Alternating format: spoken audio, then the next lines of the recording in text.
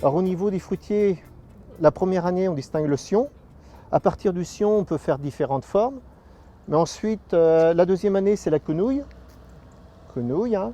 Et après on distingue les cordons. Alors les cordons, il y a deux formes. Soit le cordon a un bras à partir de 0,80 du sol, ou le cordon a deux bras à 0,40 du sol. C'est les deux formes de cordon qu'on trouve, 0,40 ou 0,80 à partir du sol. Alors, on peut trouver des poiriers ou bien sûr des pommiers, principalement. C'est les formes fruitières qu'on trouve le plus en cordon, pommiers et poiriers.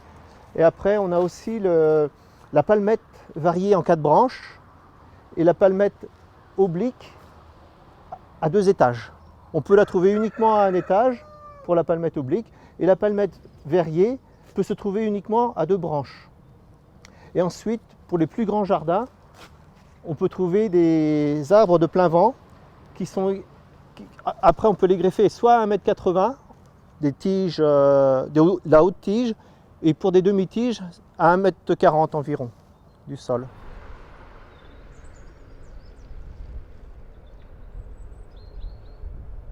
Alors pour les petits jardins, il faudrait partir plus sur des quenouilles, ou alors les cordons, un bras ou 2 bras, qui sont palissés sur un fil de fer, et qui peuvent être mis soit le long d'un mur, ou pour séparer l'agrément du potager par exemple.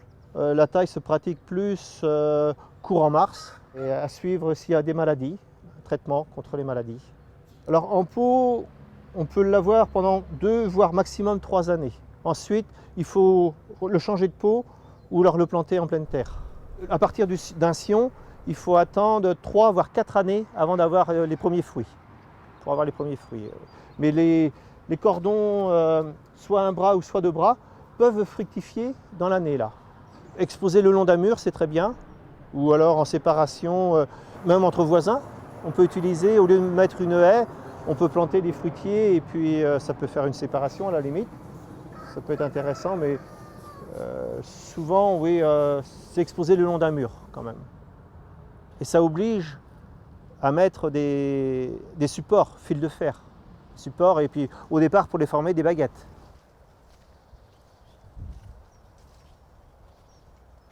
La taille c'est primordial si on veut avoir des fruits, des beaux fruits. Et puis ensuite il y a l'éclaircissage qui vient dans le courant de la saison, parce que si on a énormément de fruits dans un bouquet, il faut en supprimer. Et si on va avoir là c'est des poiriers, si on va avoir une belle poire, sur le bouquet il faudra garder 1 ou 2 fruits pour qu'ils grossissent. Si on garde l'ensemble des fruits, on va avoir 4-5 petites poires, mais elles ne vont pas grossir. Il faut faire un éclaircissage qui se fait naturellement en début de saison, et puis ensuite par le passage de l'homme qui enlève certains fruits. On arrive à voir déjà celui qui est le mieux formé, on conserve 1 ou 2 fruits par bouquet.